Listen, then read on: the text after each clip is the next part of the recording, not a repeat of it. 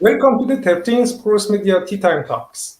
With these seminars, we want to give junior researchers working on cross media the chance to present their work to the scientific community around the world. This is meant to be the complementary to geoscience and geoenergy webinar, which you can find in our featured channel. Just as a reminder, call for abstracts is still open for the Interport 2021, which will be held online because of the pandemic this year.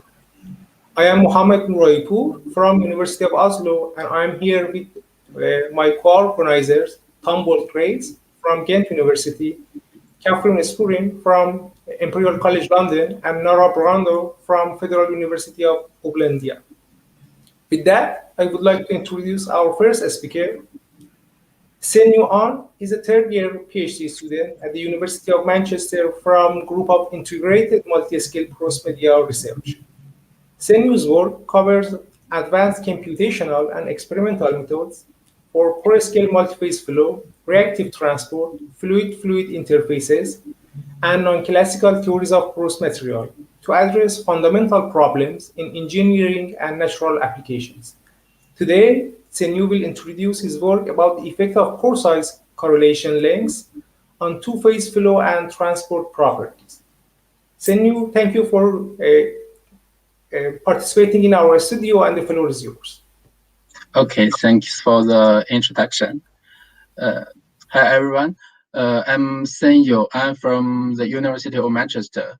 Thanks to my colleagues Sharou, Hamid, Masoud, and my supervisor Wahid for the collaboration of this work. Today, I will talk about the effect of pore-size correlation lengths on two-phase flow and transport properties. As a key application, the background of this research is low salinity water flooding to enhance oil recovery. We should revival low salinity water flooding at different scales. At nano scale, it shows electrokinetic phenomena. From nano to macro scale, we can observe wettability alteration and viscoelastic effect. This is the work from Maheni to study the oil bubble detach from solid phase when around the fluid changes from high salinity water to low salinity water. We also did the simulation work to investigate the dynamic change of oil bubble. From micrometer to centimeter scale, the studied phenomena are usually transport mixing and so on. It's our work about solution transport in pore network. Go to larger scale, people usually studied the relative perm curl and transport phenomena. At macro scale, we experimentally studied the solution transport in the macro model and the 3D pulse media. This work is from Nikos and Wahid. Using water displace oil to different saturation, and at specific saturation, the slot is injected from left inside. We can see that the slot quickly occupies the flowing zones, but for the stagnant regions, the diffusion dominates the transport is very slow. We also did the similar work in a 3D sample. It's the state of water saturation of around 0.85 and the Pecklin number 600 around. After inject slot, we choose one subdomain at different times, and we can see that the distribution of concentration at some area, the transport is very slow. Statistically, the resident concentration shows non-frequent performance. Each line represents a saturation. From the experiment, we can observe that stagnant region is key feature of non-frequent performance, especially for these low saturations. So we had one question: how the pore-size correlation lengths affect the distribution of stagnant region and the transport phenomena. It's not easy to design a physical model with specific correlation lengths, so we use the numerical pore network modeling method to address this question. The first step is to generate expected samples. We mapped the network topology and the correlated radius field to generate the correlated pore networks. Here, we maintained that the size of pore body and pore throat have identical log normal distribution. The distribution of big pores and small pores are different for this one. is uncorrelated network with random distribution. This arrow means correlation length increase. These two are correlated networks. You can see that this cluster, it have more big poles. To further validate the correlation length of a generated network, we also calculate a semi-variogram to test it. To guarantee that the simulation result does not change at different realizations, a representative element volume REV should be guaranteed. To satisfy that in the highly correlated networks, the location of big pole clusters does not affect the simulation result. We calculate the absolute permeability and the breakthrough pressure in 10 realizations. From the variation, we can see that until 0.75 millimeter, the variation is acceptable, means that the smallest sample dimension need to be at least 20 times larger than the correlation length to guarantee the REV. Then in both uncorrelated and correlated networks, we did the two-phase flow simulation based on Hagen-Poisson equation and the mass balance equation. The sample is initially saturated with oil. Here the blue represents oil, and displaced by water to different saturations. After breakthrough, we solved the pressure distribution and the velocity field for two phases. Here I developed a GPU accelerator Jacobian preconditioned BRCG solver, which can solve each saturation in 1 minute. From the simulation result, we calculate the relative perm curve with an increase of spatial correlation as the cross over saturation, non-whiting phase saturation decrease. You can see here. With we choose one saturation at 0.6 to analyze the velocity field. You can see with the increase of correlation length, the preferred flow passes are obviously generated. That's the reason why the correlation length have more effect on the flow capability of invading phase here than the receding phase. Then we analyzed the change of stagnant saturation with non-whiting phase saturation increase. The stagnant saturation shows non-monotonic behavior. To finalize the relation between velocity field and the stagnant saturation, we fitted this linear relation for these two elements. For the uncorrelated network, we can see that the results have a high accuracy, but for the uncorrelated ones, it has a variation near the saturation with the lowest total permeability. It may be caused by the transition zone in the correlated network. At a given saturation, the ratio of flowing zones is higher in the correlated networks, but the transition zone is also more obvious here. Then we simulate the conservative solution transport in the network using the advection dispersion equation. The left part here is the concentration change of each pole unit. These two are advection section, and this one is for dispersion. This transient simulation is also paralleled by GPU node. We allocate each pole body to every kernel. This figure is the simulation result to show the stagnant saturation and the concentration distribution at the two average concentrations for this one. The blue part represents the stagnant region and the red is flowing zone. For these two are average concentration at 0.2 and 0.6. The blue-red represents the concentration is low and the red is the highest concentration one. This figure is 4 types of average concentration curve. This is volume averaged total concentration. With increase of the correlation length, we can see that the time needed to reach the final state is longer compared with uncorrelated one. This one is the average concentration for flowing region. It shows frequent performance for all of them. This one is for pure stagnant region. It's totally diffusion dominant. Same story for the correlated ones. It needs a longer time because the cluster distribution of poles. And the last column is the flux average the concentration of the effluent at outlet.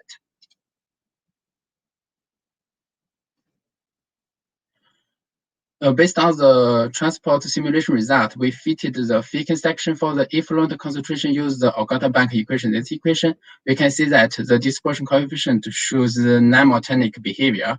It reached the peak value at saturation of around 0.6. And for the correlated networks, the dispersion coefficient seems bigger than the uncorrelated one. Also, the mass transfer coefficient alpha between stagnant region and the flowing region is analyzed using the simulation result. From the result, we can see that alpha is slightly bigger in the correlated network and need a longer time for transfer. Finally, we proposed a semi-analytical solution to predict the mass transfer coefficient using the geometry information of stagnant regions. Because the transport simulation is usually time-consuming, especially when the saturation is low, it has a lot of stagnant parts. So here we just use the stagnant information to calculate the correct length for each stagnant cluster. And based on this geometry information, we solved this analytical solution, so we can use this analytical solution to predict the mass transfer coefficient. The conclusion have been included in the formal introduction. Summarily, the correlation length should be at least 20 times smaller than the characteristic length of pulse media. The pulse-Q correlation length enhance flow capability, dispersion coefficient, and also the dispersion coefficient over saturation shows non-monotonic behavior. Also, the semi-analytical solution is proposed here. It could predict the mass transfer coefficient using the information of stagnant zone. Also, as application, the low salinity water flooding is highly sensitive to the initial saturation condition. The practice of stagnant region is unfavorable for oil recovery. Also, applying the low salinity water flooding in the secondary mode seems to be more favorable. By the way, for the Interpol 2021, the abstract submission is close to deadline. Welcome to submit your abstract, especially our section. Okay, thanks for your listening. Thank you, Senyou, for that great talk. We have a few questions coming in already. So for the audience, please, if you have any questions, just type them in the comments. So Ahmed is wondering if you could please explain how to generate the correlated networks as shown in slide 5. Sure. Slide 5.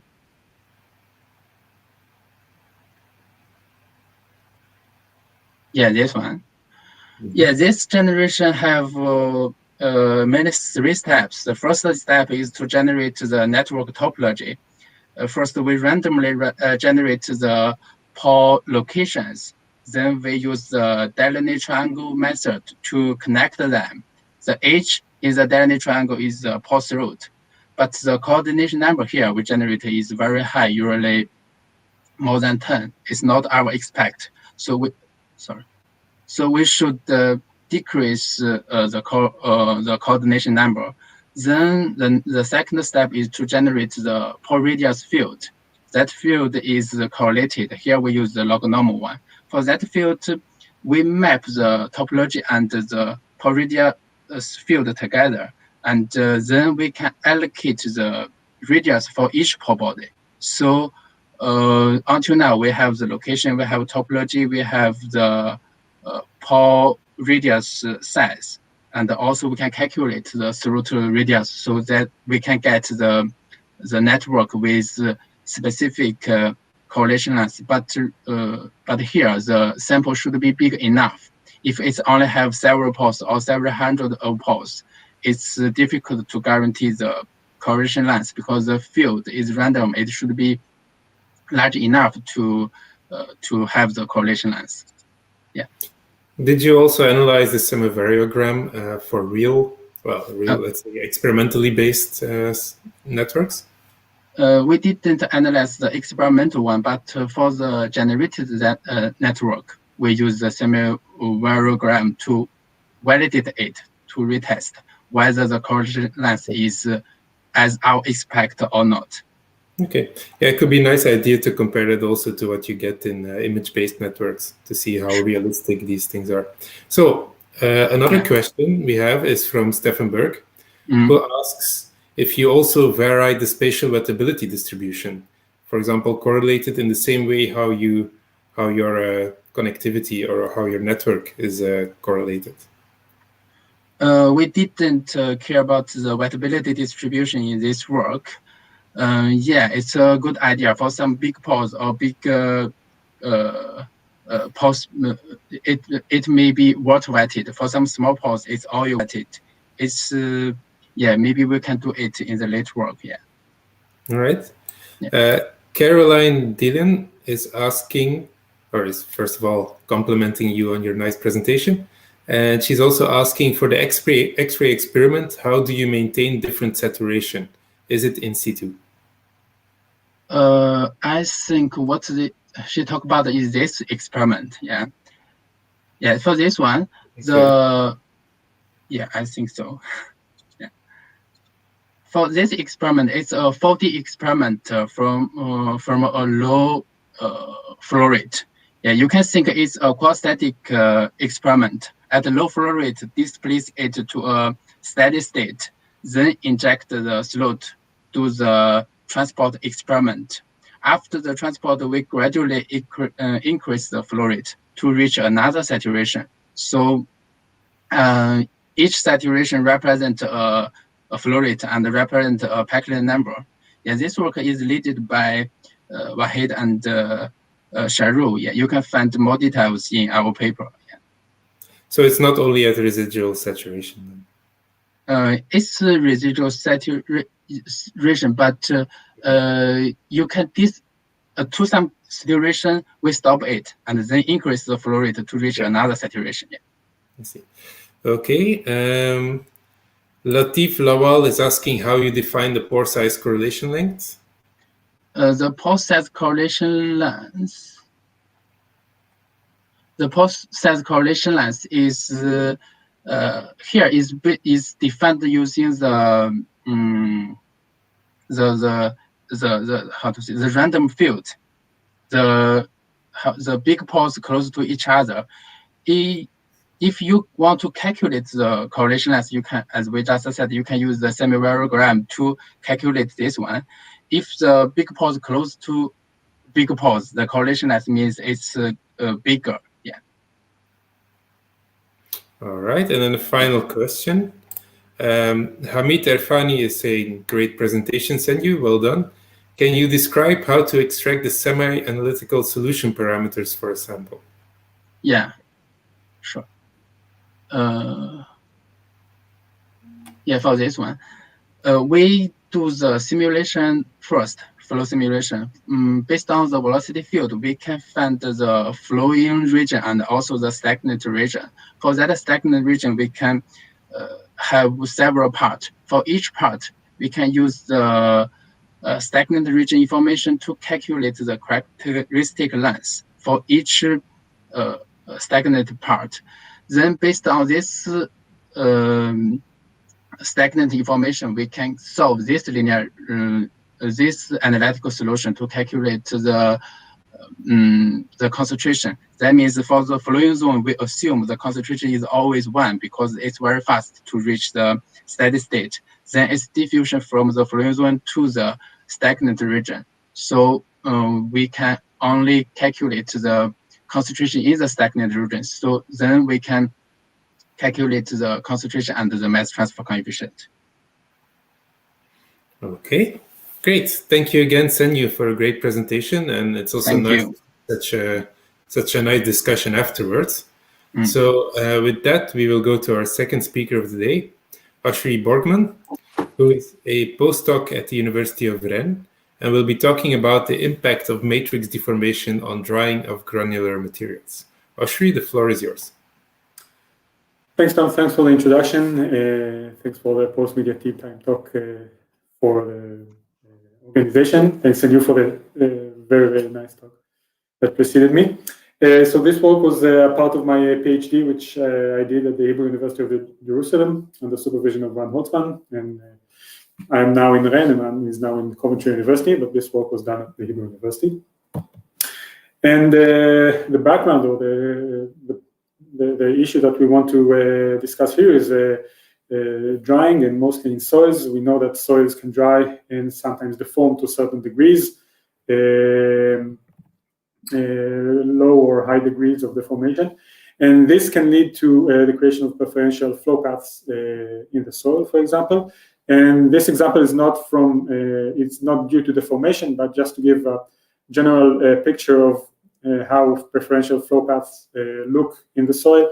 And of course, we see that this may have great effect on water flow and soil transport in the soil profile. So this is an important process and an important phenomenon that we want to investigate.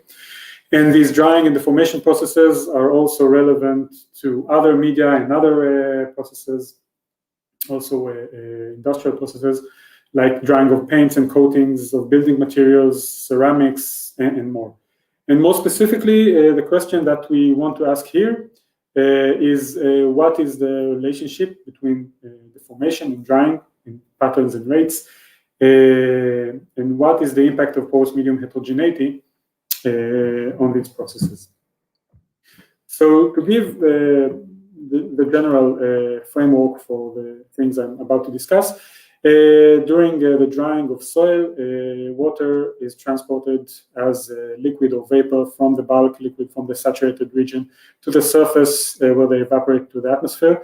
And this transport of water occurs through either a connected liquid pathway or through by vapor transport. And it was found that as long as liquid connectivity is maintained between the saturated region and the surface, high evaporation and high drying rates are also maintained. And another phenomenon that was described long time ago, more than 30 years ago, but this is a nice recent example from a microfluidic drying experiment, is that we can view this drying process as a sequential fluid displacement process at the pore scale. So during drying and evaporation, the pressure of the liquid in the pore decreases, and that will lead to capillary displacement, or to overcome the capillary threshold in the throat, and then air can displace the water. And when we have a sequence of these events, this is a pore-scale description of the drying process. And to introduce the phenomena of grain displacement and deformation, so this was done both experimentally and in numerical simulations for drainage, when we inject gas into a liquid saturated medium. And when the granular medium is rigid and the grains do not move, we have capillary displacement or capillary invasion of air. But in some cases, due to the very high pressure differences between the fluid phases, between the gas and the liquid, we can have a small displacement of the grains, and even small displacement of grains can modify the pore throats and the capillary invasion thresholds, and that can lead to the creation of these preferential displacement paths for the gas. So we want to take this mechanism and couple it to the drying and the evaporation process in the porous medium. And the way that we do that is by coupling a pore network model for the drying with a spring block type model for grain displacement and matrix deformation. And we start with the evaporation that reduces liquid pressure in the pores.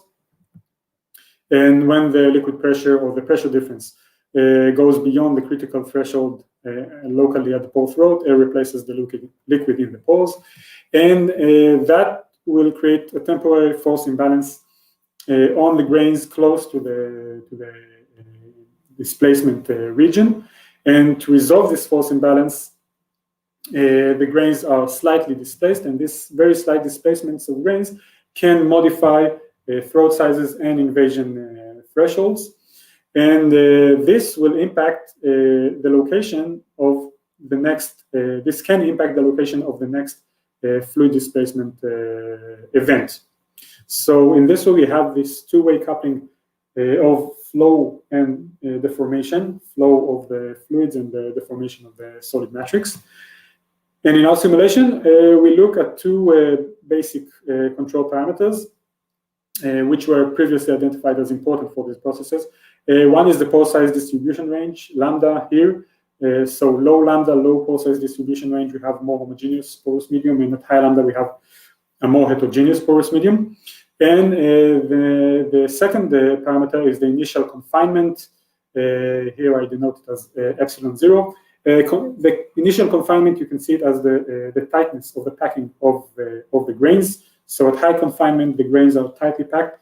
They cannot move a lot relative to one another, so deformations are not favorable. And at low confinement, the grains are more loosely packed, and deformations or grain displacements are more favorable. So starting with some simulation results, here we start with the same initial pore size distribution, but here we have the grains are allowed to move. So we have a deformable granular matrix, and here we have a rigid granular matrix. And we see that deformations or grain displacement can impact the drying patterns that are formed. This is the air, and this is the liquid. And we have performed these simulations over a range of parameters in pore size variation and in initial confinement.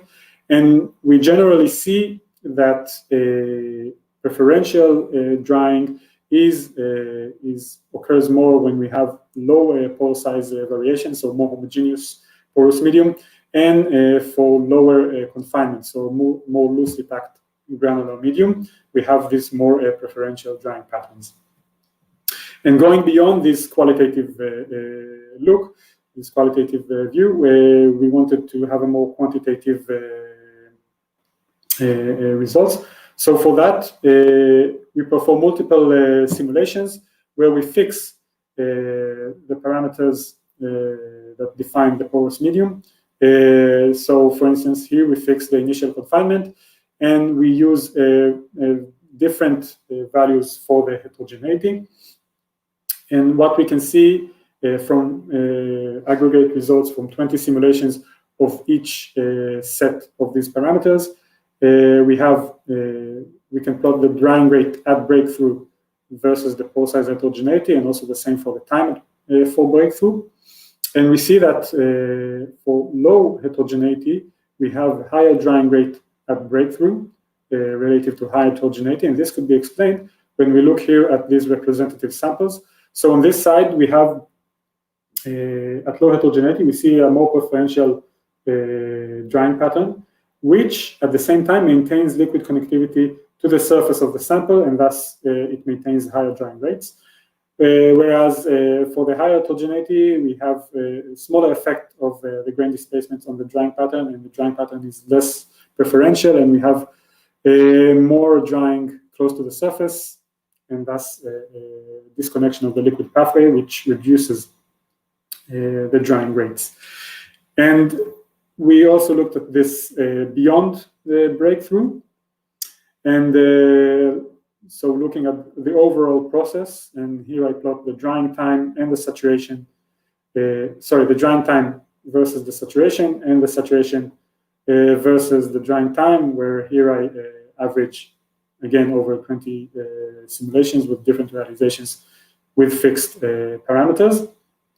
So for low heterogeneity, we indeed see that for the duration of the process, we maintain higher drying rates, and that will lead to a faster drying or lower time to reach a certain saturation degree, as we see here.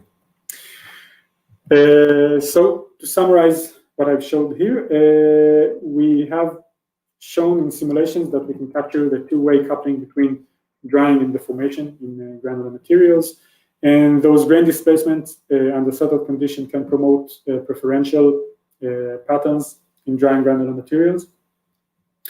And preferential drying is promoted, it can be promoted by either low pore size heterogeneity or confining stress, or even the combination of both. And I haven't discussed a lot about the confining stress effect, but I have these results also. And preferential patterns maintain higher drying rates for longer duration of the process and reduce the drying time. And some outlook, some things that we haven't done yet and we would be happy to do, is to have an experimental validation of these modeling results, of these simulations. And another thing is that we would like to introduce some additional mechanism and simulate maybe more realistic cases, solve profiles, and to get closer to applications with this type of modeling. And with acknowledgement for some funding agencies, I conclude here. Thank you very much, and I'm glad to get your questions. Thank you very much, Oshri, for a very lovely talk. Yeah, if you have any questions, please just write them in the comments and I'll read them out. I have a question to start off with, and I was just wondering, you know, all your numerical stuff looks like it's done in 2D, and I was wondering if the connectivity is playing like a really important role in the dynamics. Have you really looked at like the comparison between like 2D and 3D? We haven't done simulations in 3D, so I cannot answer this directly. Of course, as you said, the connectivity will be higher in 3D. So, but I don't know how I cannot answer how the displacement of grains will impact the 3D stuff. So I don't know because liquid connectivity will obviously be higher in 3D, but I cannot say for sure if I expect to find also more impact of grain displacements in 3D. This is something that I cannot say for sure. But this is something that would be really interesting to look at, of course, and to compare to 3D simulations. Maybe with other models or maybe with developing this model. Yeah, that would be interesting.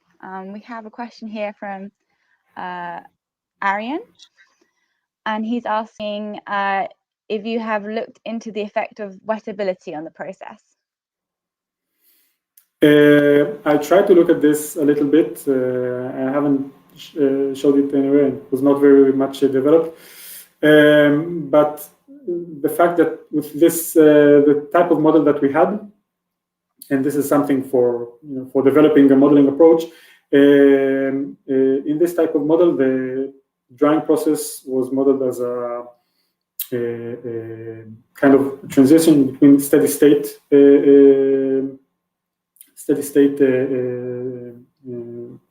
situations, and for that I couldn't see the effect of wettability with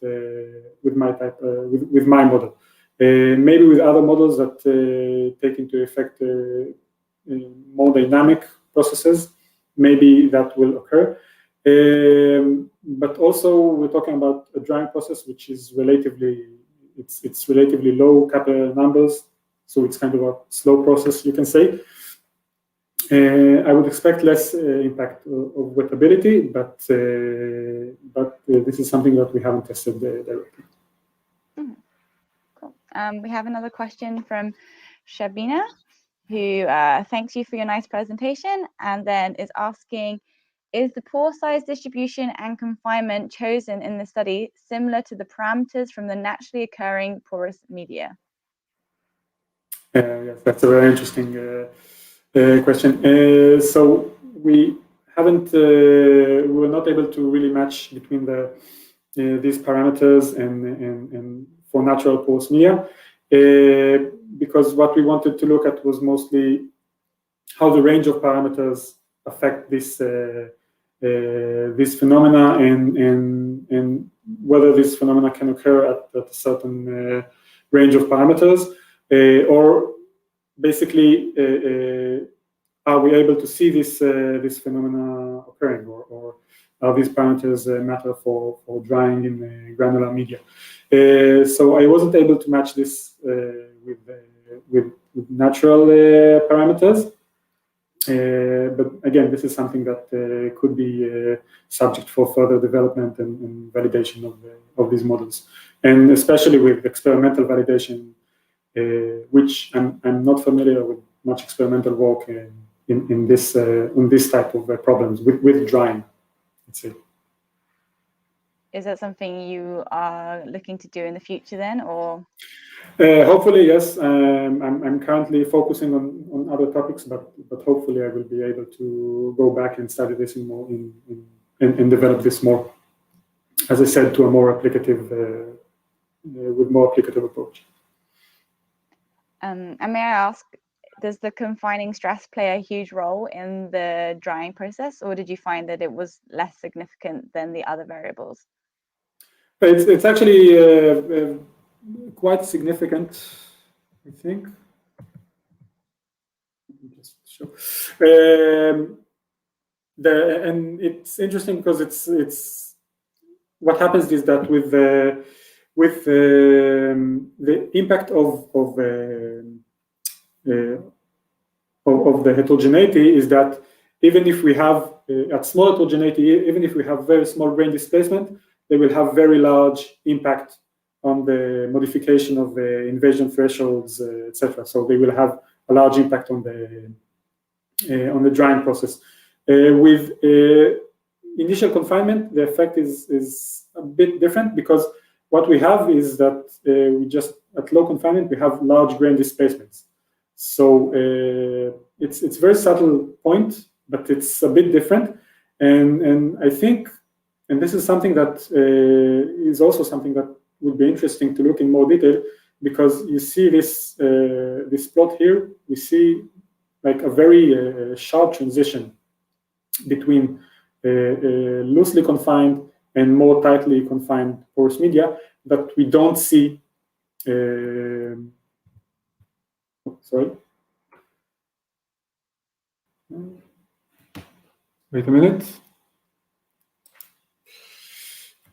That we don't see, for example, here.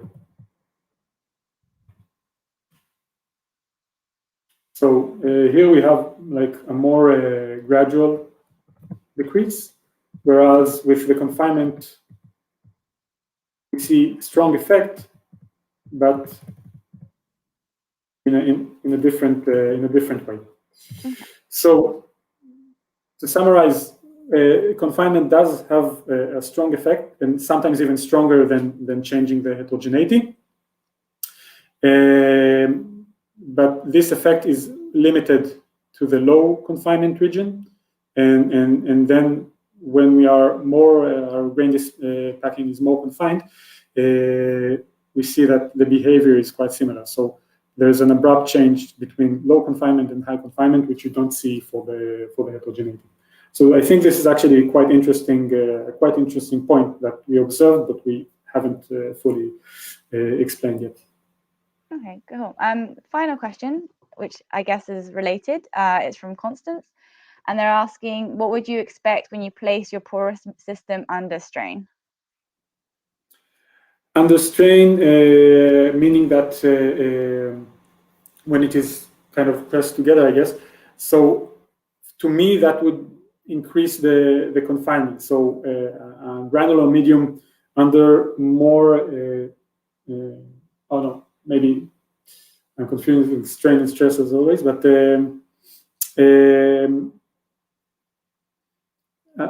if I understand correctly, then if I interpret the question correctly, then again, I think this is what we see, that when we have higher confinement, the granular packing is more tightly packed and cannot actually move one against another, and that would act more like a rigid porous medium. And so I think the difference here between a rigid porous medium and more loosely granular porous medium is really depends on a lot on the confinement or the tightness of the granular packing.